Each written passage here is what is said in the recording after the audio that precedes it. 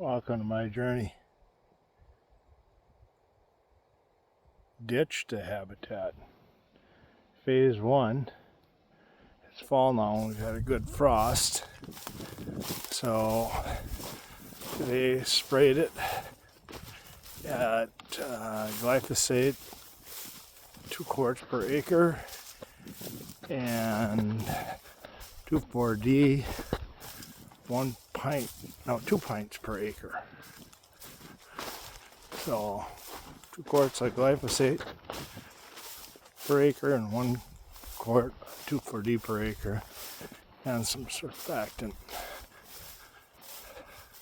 Appears I got a pretty good spray. You can still see some of the moisture on the weeds there from the spray.